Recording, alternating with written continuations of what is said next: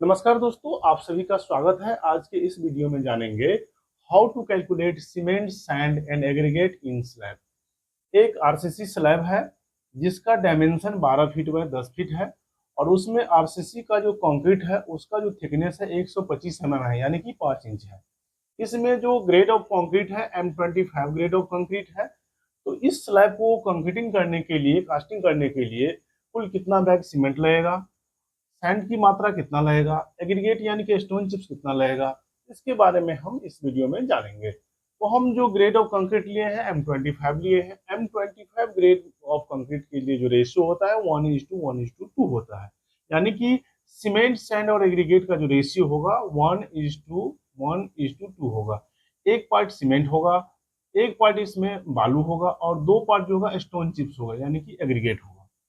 अब इस रेशियो से 12 फीट बाय 10 फीट का हम स्लैब का कास्टिंग करेंगे, इसमें कितना सीमेंट लगेगा और कितना सैंड लग जाएगा और कितना एग्रीगेट लग जाएगा। तो सबसे पहले इसका जो रेशियो होता है 1:1:2, इसको हम सबसे पहले इसका सम करेंगे। सम करने के बाद से इसका जो वैल्यू है 1+1+2 यानी कि ये 4 हो गया। वेट वॉल्यूम सबसे पहले निकालेंगे। वेट वॉल्यूम निकालने के लिए इसका लंबाई, इसका चौड़ाई और इसके थिकनेस से मल्टीप्लाई करेंगे तो इसका वेट वॉल्यूम ऑफ कंक्रीट निकल जाएगा। तो 12 फीट को हम मीटर में कन्वर्ट करेंगे, तो 12 फीट को मीटर में कन्वर्ट करने के लिए 3.28 से हम डिवाइड करेंगे। 3.28 से डिवाइड करने के बाद से 12 डिवाइडेड बाय 3.28, इसका जो वैल्यू आया यहाँ देख सकते हैं 3.65 मीटर। तो इसको मीटर में मैंने कन्वर्ट कर लिया और 10 फीट को हम मीटर में कन्वर्ट करेंगे। 10 डिवाइडेड बाय 3.28, इसका जो वैल्यू होगा ये देख सकते हैं 3.048 यानी कि 3.05 मीटर होगा। और इसका जो थिकनेस है, ये स्लैब जो इस स्लैब का जो थिकनेस है 125 mm है। 125 mm को अगर हम मीटर में कन्वर्ट करेंगे तो 1000 से भाग देना पड़ेगा। 1000 से भाग देने पर जो इसका वैल्यू आएगा 0.125 मीटर आएगा। वेट वॉल्यूम ऑफ कॉन्क्रीट,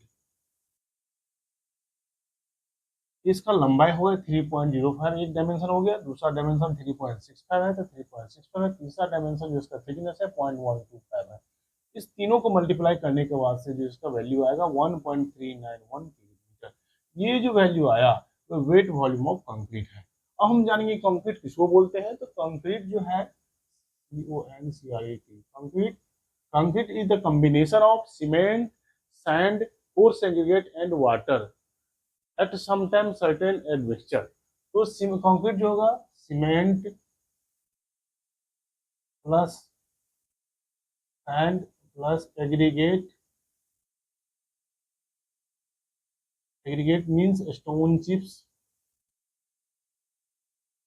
इसको जब हम पानी से मिला देंगे तो ये कंक्रीट बन जाएगा। इसमें एडमिक्सचर भी मिलाया जाता है। तो concrete is the combination of cement, sand, aggregate, stone chips and water, this is known as concrete. और M25 में M का मतलब क्या हुआ, 25 का क्या मतलब हुआ, M मींस मिक्स और 25 का मतलब हो गया कैरेक्टरिस्टिक्स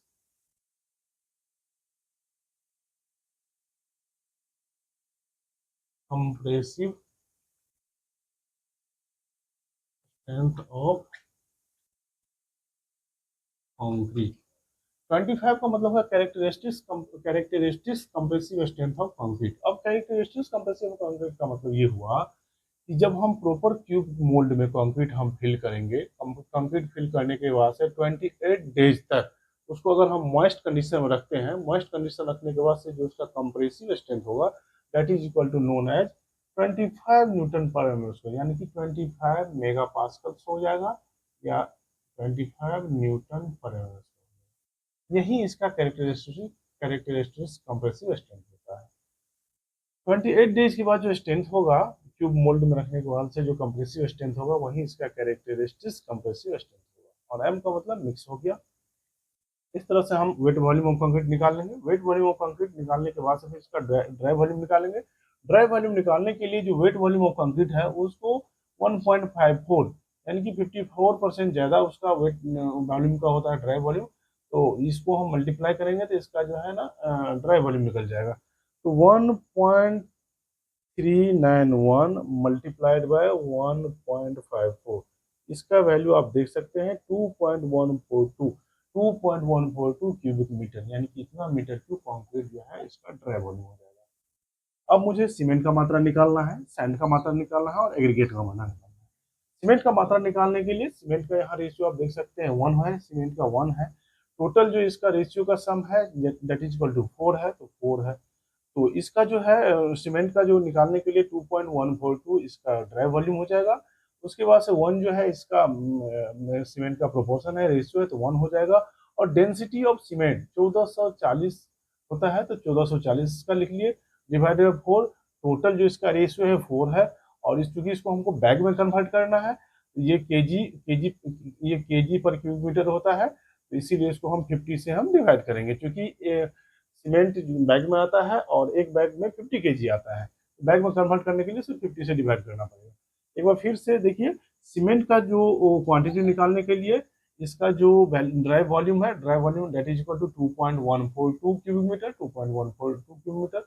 और इसका जो रेशियो है सीमेंट का इस ग्रेड को कंक्रीट के, यहाँ देख सकते हैं 1 है, इसलिए 1 इसका पार्ट हो जाएगा। और इसका जो रेशियो है, ये डेंसिटी ऑफ जो सीमेंट है 1440 KG per cubic metre, 1440 KG divided by 4, total ratio का सम है, तो टोटल रेशियो 4 हो जाएगा। और डिवाइड मल्टीप्लाइड बाय 50, क्योंकि ये जो है केजी में है और केजी को हमको बैग में कन्वर्ट करना है, इसीलिए सीमेंट का आप देखते हैं one bag of cement, 1 bag of cement जो है मार्केट में 50 केजी में आया है, इसीलिए केजी निकालने के लिए 50 से हम डिवाइड करेंगे, तो इसलिए इसको हम 50 से डिवाइड करेंगे। ये कैलकुलेट करने के बाद से यहाँ पर देखिए इसका जो वैल्यू आएगा, ये 2.142 multiplied by 1 multiplied bye 1440 divided by 4 multiplied by 5050, इसका जो वैल्यू आएगा, ये वैल्यू 15.42 बैग, यानी कि राउंड अप में अगर हम इसकी बात करें तो 16 बैग। आपको 12 बाय 10 फीट का 12 बाय 10 फीट स्लैब 5 इंच की कास्टिंग करने के लिए, ड्राई करने के लिए 16 बैग सीमेंट का कंजम्पशन लग जाएगा, यदि M25 ग्रेड ऑफ कंक्रीट से उसकी कास्टिंग करना है। इसी तरह से सैंड का हम क्वांटिटी निकालने के लिए करेंगे। सैंड का जो प्रोपोर्शन है that is equal to 1 multiplied by dry volume of concrete, dry volume of concrete जो है, dry volume of concrete that is equal to 2.142। अब इसको हम, ये चूंकि क्यूबिक मीटर में है, इसको हमको CFT क्यूबिक फीट में कन्वर्ट करना है। क्यूबिक फीट में कन्वर्ट करने के लिए 35.31 से हम मल्टीप्लाई करेंगे, ये क्यूबिक फीट में कन्वर्ट हो जाएगा, डिवाइडेड बाय टोटल रेशियो का जो सम है दैट इज इक्वल टू 4, तो 1 multiplied bye 2.142 multiplied by 35.31 divided by 4, इसका जो वैल्यू आएगा वो हम कैलकुलेट करके देख लेते हैं। इसका जो वैल्यू आएगा 1 multiplied bye 2.142 this is dry volume of concrete multiplied by factor 35.31 divided by total sum of ratio that is equal to 4 divided by 4. After calculation this value becomes 18.90 this is CFT, ठीक है। ये CFT में 19 CFT इसमें Saint लग जाएगा।